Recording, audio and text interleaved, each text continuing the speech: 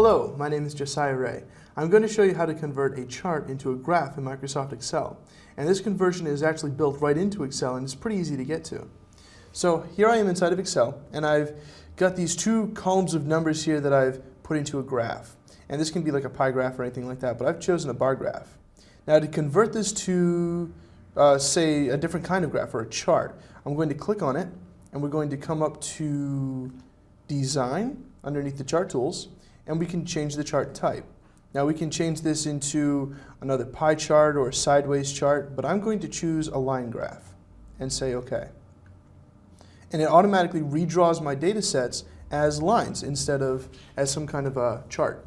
So I hope you've enjoyed this video on how to convert chart types in Microsoft Excel. If you've got any other questions, please let me know at josiah@jraystudios.com. I'm Josiah Ray.